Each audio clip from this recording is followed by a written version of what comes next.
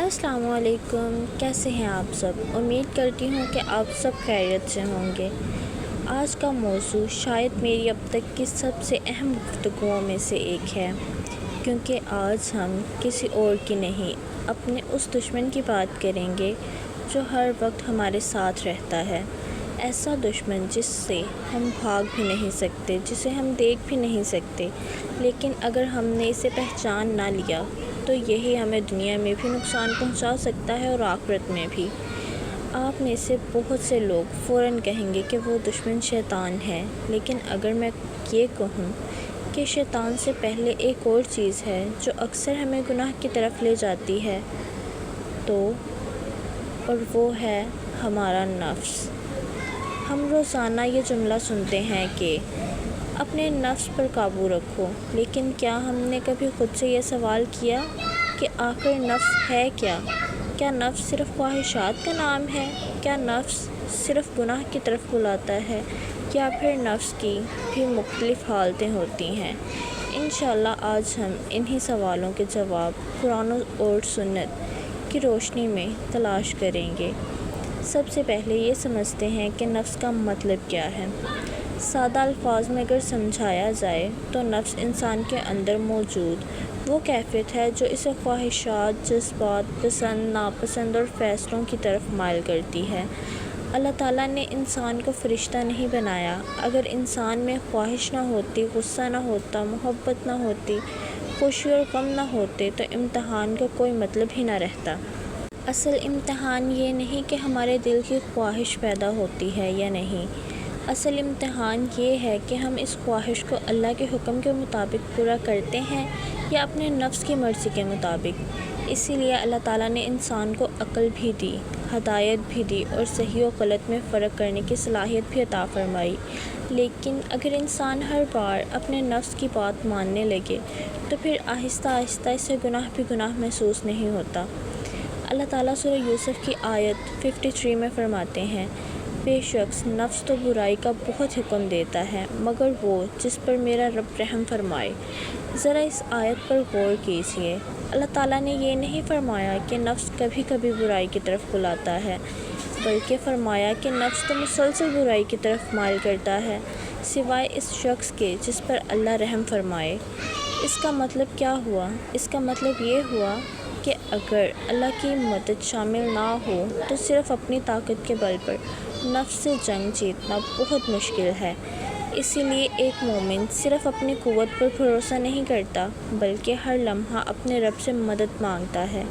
آج ذرا اپنے دل سے ایک سوال کیجیے، جب ہمیں غصہ آتا ہے، جب کسی سے حسد ہوتا ہے، جب ہم کسی کو سخت جواب دینا چاہتے ہیں، جب دل کسی حرام چیز کی طرف مائل ہوتا ہے، اس وقت ہمیں کون دھکیل رہا ہوتا ہے؟ کیا ہر بار شیطان ہمارے پاس آتا ہے یا پھر ہمارا اپنا نفس ہمیں آمادہ کرتا ہے؟ یہ وہ سوال ہے جس کا جواب جاننا بہت ضروری ہے، کیونکہ جب تک بیماری کی پہچان نہ ہو علاج بھی ممکن نہیں ہوتا۔ افسوس کی بات یہ ہے کہ آج ہم اپنے موبائل، اپنے کپڑوں، اپنے گھر، یہاں تک کہ اپنی گاڑی کا بھی بہت خیال رکھتے ہیں، لیکن اپنے دل کی حالت جاننے کی کوشش بہت کم کرتے ہیں۔ ہمیں یہ تو معلوم ہوتا ہے کہ ہمارے فون کی بیٹری کتنی ہے، لیکن ہمیں یہ معلوم نہیں ہوتا کہ ہمارے ایمان کی حالت کیا ہے۔ ہمیں یہ تو یاد رہتا ہے کہ آج کس نے ہماری تعریف کی، لیکن یہ یاد نہیں رہتا کہ آج ہم نے اللہ کو کتنا یاد کیا۔ اور یہی نفس کی سب سے بڑی چال ہے، وہ انسان کو آہستہ آہستہ دنیا میں اس قدر مشغول کر دیتا ہے کہ انسان اپنے رب سے دور ہوتا چلا جاتا ہے اور اسے احساس بھی نہیں ہوتا۔ اسی لیے بزرگان دین کہا کرتے تھے کہ سب سے مشکل جہاد اپنے نفس کے خلاف جہاد ہے، کیونکہ دشمن اگر باہر ہو تو اس سے بچنا آسان ہوتا ہے، لیکن جب دشمن انسان کے اپنے اندر ہو تو ہر لمحہ اس سے مقابلہ کرنا پڑتا ہے۔ اسی لیے آج سے ہم بھی اپنے دل کا محاسبہ شروع کریں۔ ہر رات سونے سے پہلے خود سے صرف ایک سوال پوچھیں، آج میرے فیصلے اللہ کی رضا کے مطابق تھے یا میرے نفس کی خواہش کے مطابق؟ شاید یہی ایک سوال ہماری زندگی بدل دے۔ پلیز باہر کے شور کو اگنور کریں، اور آج تو الحمدللہ سے بارش بھی ہو رہی ہے، اور اچھی خاصی ہو رہی ہے اور شور تو خیر ہے ہی، تو پلیز بادلوں کو اور بارش کے شور کو اور ادھر ادھر کے شور کو اگنور کریں۔ تو اب ہم واپس اپنے ٹاپک کی طرف آتے ہیں۔ تو بات ہو رہی تھی نفس کی، کہ آخر قرآن مجید نے نفس کے بارے میں کیا بتایا ہے؟ کیا ہر انسان کا نفس ایک جیسا ہوتا ہے؟ جواب ہے نہیں۔ قرآن مجید ہمیں بتاتا ہے کہ نفس کی مختلف حالتیں ہوتی ہیں، اور انسان کی پوری زندگی دراصل انہی حالتوں کے درمیان ایک سفر ہے۔ پہلی حالت ہے نفس امارہ۔ اللہ تعالیٰ سورہ یوسف کی آیت 53 میں فرماتے ہیں، بے شک نفس تو برائی کا بہت حکم دیتا ہے مگر وہ جس پر میرا رب رحم فرمائے۔ یہ وہ نفس ہے جو انسان کو ہر اس کام کی طرف بلاتا ہے جو اللہ کو ناپسند ہے۔ ذرا غور کیجئے، جب فجر کی اذان ہوتی ہے اور دل کہتا ہے آج رہنے دو، کل سے نماز پڑھ لوں گا، یہ نفس امارہ ہے۔ جب کسی سے معافی مانگنے کا وقت آتا ہے لیکن دل کہتا ہے میں کیوں جھکوں، غلطی تو اس کی تھی، یہ نفس امارہ ہے۔ جب زبان پر غیبت آتی ہے اور ہم جانتے بھی ہیں کہ یہ گناہ ہے، پھر بھی خاموش نہیں رہتے، یہ نفس امارہ ہے۔ جب کسی کی کامیابی دیکھ کر دل میں حسد پیدا ہوتا ہے، جب حرام چیز خوبصورت لگنے لگتی ہے، جب گناہ آسان اور نیکی مشکل محسوس ہونے لگتی ہے، تو سمجھ لیجئے کہ نفس امارہ اپنا کام کر رہا ہے۔ لیکن ایک بات ہمیشہ یاد رکھیے، صرف گناہ کا خیال آ جانا گناہ نہیں ہوتا۔ امتحان اس وقت شروع ہوتا ہے جب انسان فیصلہ کرتا ہے کہ وہ اس خیال کے پیچھے جائے گا یا اللہ کی رضا کو ترجیح دے گا۔ اب سوال یہ ہے، کیا ایک مسلمان ہمیشہ نفس امارہ کے ساتھ ہی رہتا ہے؟ نہیں۔ اگر وہ اپنے گناہوں پر شرمندہ ہونا شروع ہو جائے، اپنی غلطیوں کو پہچاننے لگے اور توبہ کی طرف واپس آ جائے، تو اس کا نفس ایک نئی حالت میں داخل ہوتا ہے، اور اس حالت کو قرآن نے نفس لوامہ کہا ہے۔ اللہ تعالیٰ سورہ القیامہ کی آیت 2 میں ارشاد فرماتے ہیں، اور میں قسم کھاتا ہوں ملامت کرنے والے نفس کی۔ یہ کتنی خوبصورت بات ہے۔ یہ وہ نفس ہے جو گناہ کے بعد انسان کو چین سے بیٹھنے نہیں دیتا۔ فرض کریں کسی نے غصے میں آ کر اپنی ماں سے سخت لہجے میں بات کر لی، اس وقت شاید نفس امارہ نے اسے اکسایا تھا، لیکن رات کو جب وہی شخص اپنے بستر پر لیٹتا ہے اور دل بار بار کہتا ہے مجھے ایسا نہیں کرنا چاہیے تھا، مجھے معافی مانگ لینی چاہیے، میں نے اللہ کو ناراض کر دیا، تو یہ نفس لوامہ ہے۔ یہ نفس انسان کو ملامت کرتا ہے، جگاتا ہے اور اسے اللہ کی طرف واپس آنے کی دعوت دیتا ہے، اور حقیقت یہ ہے کہ جس دل میں اپنی غلطی پر شرمندگی باقی ہے، اس دل میں خیر بھی باقی ہے۔ سب سے خطرناک حالت وہ نہیں کہ انسان سے گناہ ہو جائے، سب سے خطرناک حالت یہ ہے کہ انسان گناہ کرے اور اسے گناہ محسوس ہی نہ ہو۔ اس لیے اگر کبھی آپ سے غلطی ہو جائے اور بعد میں دل بے چین ہو، آنکھوں میں آنسو آ جائیں یا بار بار توبہ کا خیال آئے، تو اللہ کا شکر ادا کیجیے، کیونکہ یہ اس بات کی علامت ہے کہ آپ کا دل ابھی زندہ ہے، اور زندہ دل ہی اپنے رب کی طرف واپس لوٹتے ہیں۔ اب آپ سے ایک سوال، جب آپ سے کوئی غلطی ہوتی ہے تو آپ کیا کرتے ہیں؟ کیا آپ اپنے نفس کی بات مان کر اس غلطی کو صحیح ثابت کرنے کی کوشش کرتے ہیں، یا پھر اپنے رب کے سامنے جھک کر کہتے ہیں یا اللہ مجھ سے غلطی ہو گئی، مجھے معاف فرما؟ یہی فیصلہ طے کرتا ہے کہ ہمارا نفس کس راستے پر جا رہا ہے۔ اب سوال یہ ہے، کیا انسان اپنی پوری زندگی نفس سے لڑتا ہی رہتا ہے، یا پھر ایک ایسا مقام بھی آتا ہے جہاں دل کو حقیقی سکون نصیب ہو جاتا ہے؟ جی ہاں، قرآن مجید ہمیں بتاتا ہے کہ نفس کی سب سے اعلیٰ حالت بھی ہے، اور اسے نفس مطمئنہ کہا جاتا ہے۔ اللہ تعالیٰ سورہ الفجر کی آیت 27 سے 30 میں فرماتے ہیں، اے اطمینان والے نفس، اپنے رب کی طرف لوٹ چل، اس حال میں کہ تو اس سے راضی اور وہ تجھ سے راضی، بس میرے بندوں میں شامل ہو جا اور میری جنت میں داخل ہو جا۔ ذرا غور کیجئے، اللہ تعالیٰ نے یہ نہیں فرمایا کہ اے وہ انسان جس نے کبھی گناہ نہ کیا ہو، بلکہ فرمایا اے اطمینان والے نفس، یعنی وہ انسان جس کا دل اللہ پر اس قدر مطمئن ہو جائے کہ حالات جیسے بھی ہوں اس کا بھروسہ اپنے رب پر کم نہ ہو۔ نفس مطمئنہ وہ نفس نہیں جس کی زندگی میں کبھی آزمائش نہ آئی ہو، بلکہ یہ وہ نفس ہے جو آزمائش کے باوجود اللہ سے بدگمان نہیں ہوتا۔ جب رزق کم ہو جائے وہ پھر بھی کہتا ہے میرا رب بہترین رزق دینے والا ہے۔ جب دعا قبول ہونے میں دیر ہو وہ پھر بھی مایوس نہیں ہوتا۔ جب لوگ ساتھ چھوڑ دیں وہ پھر بھی اللہ کا دامن نہیں چھوڑتا۔ یہی وہ مقام ہے جہاں انسان لوگوں کے بجائے اللہ سے امید لگانا سیکھ لیتا ہے۔ لیکن یہاں ایک سوال پیدا ہوتا ہے، اگر نفس مطمئنہ اتنا عظیم مقام ہے تو وہاں تک پہنچا کیسے جائے؟ کیا صرف خواہش کرنے سے انسان کا نفس مطمئن ہو جاتا ہے؟ ہرگز نہیں، اس کے لیے مسلسل محنت کرنی پڑتی ہے۔ جس طرح ایک طالب علم امتحان کی تیاری کرتا ہے، جس طرح ایک کسان فصل کے لیے مہینوں محنت کرتا ہے، اسی طرح ایک مومن بھی اپنے نفس کی تربیت کرتا ہے۔ وہ ہر روز اپنے آپ کو ٹوکتا ہے، ہر روز اپنے دل کا محاسبہ کرتا ہے، ہر روز اپنے رب سے دعا کرتا ہے، اور یہی مسلسل کوشش آہستہ آہستہ اس کے نفس کو بدل دیتی ہے۔ اسی لیے نبی کریم صلی اللہ علیہ وآلہ وسلم نے صحیح مسلم کی ایک حدیث میں فرمایا، طاقتور وہ نہیں جو کشتی میں دوسرے کو پچھاڑ دے، بلکہ طاقتور وہ ہے جو غصے کے وقت اپنے آپ پر قابو رکھے۔ ذرا سوچیں، ہم طاقت کس کو سمجھتے ہیں؟ جو دوسروں پر غلبہ حاصل کر لے، جو اونچی آواز میں بات کرے، جو ہر بحث جیت جائے۔ لیکن رسول صلی اللہ علیہ وآلہ وسلم نے بتایا کہ اصل طاقت تو اپنے نفس پر قابو پانے کا نام ہے۔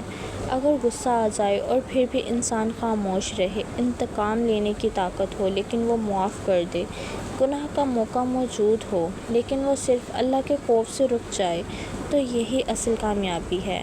ہم اکثر کہتے ہیں میرا دل نہیں مانتا، میرا نفس نہیں مانتا، لیکن ایک مومن کی پہچان یہ نہیں کہ وہ اپنے نفس کی ہر بات مان لے، بلکہ اس کی پہچان یہ ہے کہ جب نفس ایک طرف بلائے اور اللہ کا حکم دوسری طرف ہو تو وہ اللہ کے حکم کو ترجیح دے۔ یاد رکھیں، نفس کبھی یہ نہیں کہے گا کہ آج فجر کے لیے اٹھ جاؤ، نفس کبھی یہ نہیں کہے گا کہ غصہ پی جاؤ، نفس کبھی یہ نہیں کہے گا کہ جس نے تمہیں تکلیف دی ہے اسے معاف کر دو۔ یہ سب کام ایمان سکھاتا ہے اور اللہ کی محبت سکھاتی ہے۔ اسی لیے ہمیں ہر روز یہ فیصلہ کرنا ہوتا ہے، آج میری زندگی کا فیصلہ کون کرے گا، میرا نفس یا میرے رب کا حکم؟ اور یقین مانیں، جس دن انسان نے یہ فیصلہ کر لیا کہ میں اپنے نفس سے زیادہ اللہ کی بات مانوں گا، اسی دن اس کی اصلاح کا سفر واقعی شروع ہو جاتا ہے۔ اب تک ہم نے یہ جان لیا کہ نفس کیا ہے، اس کی مختلف حالتیں کیا ہیں، اور ایک مومن کا مقصد نفس مطمئنہ تک پہنچنا ہے۔ لیکن اب سب سے اہم سوال یہ ہے، آخر ہم اپنے نفس پر قابو کیسے پائیں؟ کیونکہ صرف یہ جان لینا کہ نفس برائی کی طرف بلاتا ہے کافی نہیں۔ اصل کامیابی تو تب ہے جب ہم اس کی مخالفت کرنا سیکھ جائیں۔ سب سے پہلی بات، اپنے نفس کو پہچانیے۔ ہر انسان کا نفس ایک جیسا نہیں ہوتا۔ کسی کا نفس غصے میں کمزور ہوتا ہے، کسی کا حسد میں، کسی کا تکبر میں، اور کسی کا شہرت کی محبت میں۔ اس لیے دوسروں کی کمزوریاں دیکھنے سے پہلے اپنی کمزوری تلاش کیجیے۔ روزانہ خود سے ایک سوال پوچھیں، آج میرے نفس نے مجھے کہاں دھوکہ دینے کی کوشش کی؟ جب انسان اپنا محاسبہ شروع کر دیتا ہے تو اصلاح کا دروازہ بھی کھل جاتا ہے۔ دوسری بات، نماز کو مضبوط پکڑیے، کیونکہ اللہ تعالیٰ سورہ عنکبوت کی آیت 45 میں فرماتے ہیں، بے شک نماز بے حیائی اور برے کاموں سے روکتی ہے۔ اگر ہماری نماز کے باوجود ہمارا اخلاق نہیں بدل رہا، ہماری زبان نہیں بدل رہی، ہمارا غصہ کم نہیں ہو رہا، تو ہمیں اپنی نماز کے طریقے اور خشوع پر غور کرنے کی ضرورت ہے۔ تیسری بات، قرآن سے تعلق مضبوط کیجیے۔ قرآن صرف ثواب کمانے کی کتاب نہیں بلکہ دلوں کے اصلاح کی کتاب ہے۔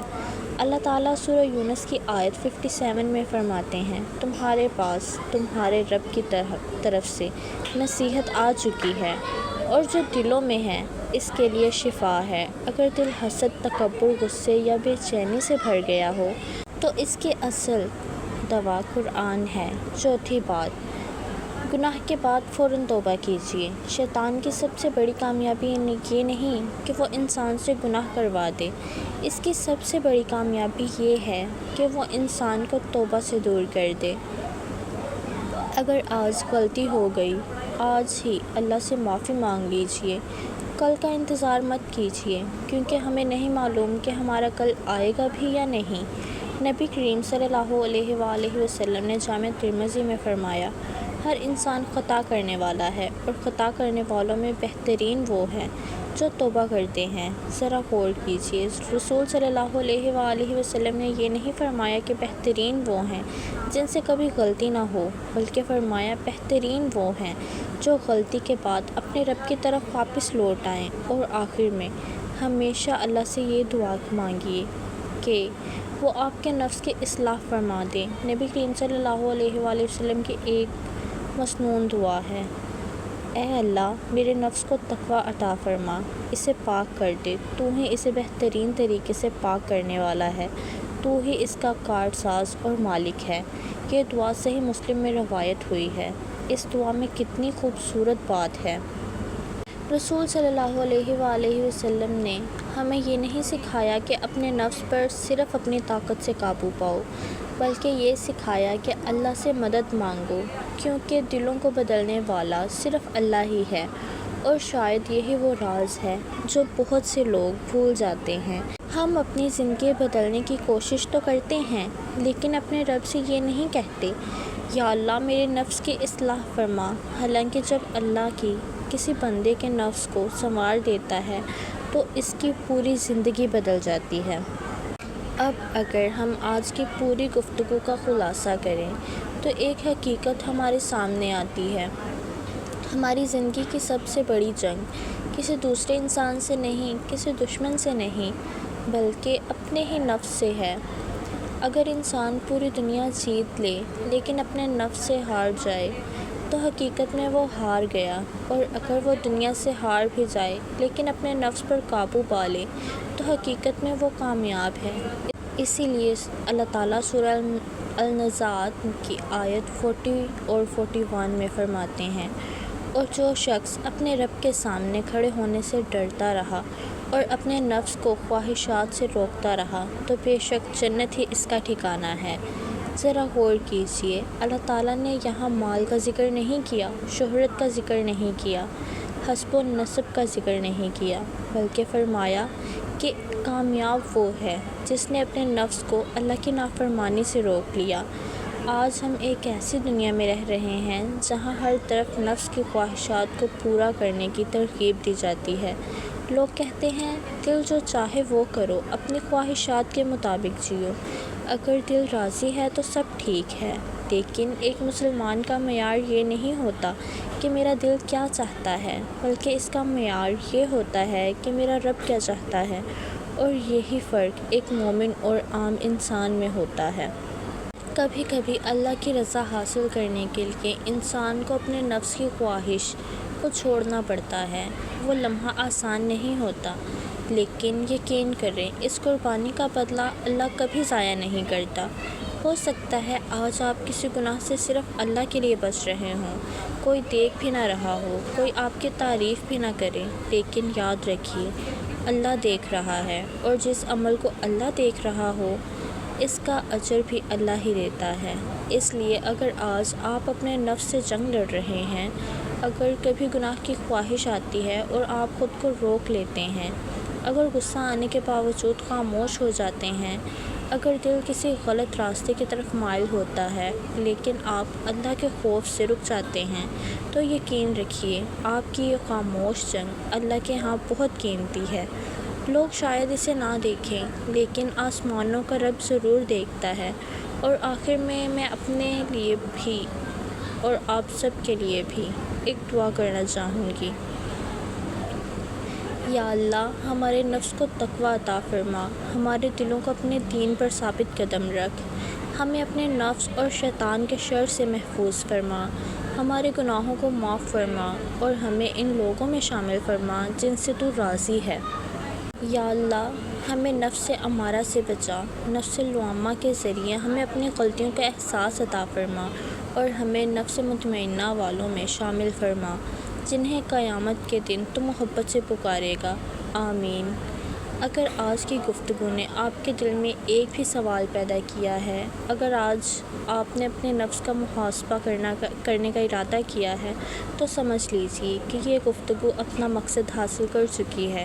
اپنے دل کا محاسبہ کرتے رہیے، اپنے رب سے جڑے رہیے، کیونکہ انسان کی اصل خوبصورتی اس کے چہرے میں نہیں بلکہ اس نفس میں ہے جو اپنے رب کی عطا کرنا سیکھ جائے۔ اللہ تعالی ہم سب کو عمل کی توفیق عطا فرمائے۔ آمین۔ اگر آپ کو یہ ویڈیو اچھی لگی ہو تو ضرور بتائیے گا، اور مجھے بھی اپنی دعاؤں میں یاد رکھیے گا۔ اپنے اور اپنے گھر والوں کا بہت خیال رکھیے گا، اور میری ان چھوٹی چھوٹی کوششوں میں میرا ساتھ دیں۔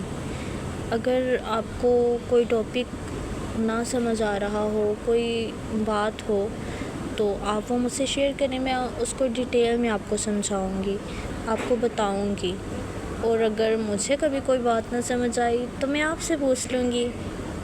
اور ویسے تو ہمیں یہ سب کچھ قرآن سے سمجھنا چاہیے، لیکن قرآن سے ہم سیکھ تو لیتے ہیں، لیکن بہت ساری چیزیں ہم غلط سمجھتے ہیں کہ قرآن میں صرف اتنا لکھا ہے۔ ہم تفسیر پڑھنے کی کوشش ہی نہیں کرتے کہ تفسیر میں کیا لکھا ہے، قرآن میں کیا لکھا ہے، یہ سمجھنے کی کوشش نہیں کرتے۔ ہم ترجمہ دیکھتے ہیں اور کہتے ہیں ہاں ایسے ہی ہے، ایسے ہی ٹھیک ہے، لیکن تفسیر اس کی ضرور کیجیے۔ اپنا اور اپنے پیاروں کا بہت زیادہ خیال رکھیے۔ ملتے ہیں نیکسٹ ایپیسوڈ میں، تب تک کے لیے اللہ حافظ۔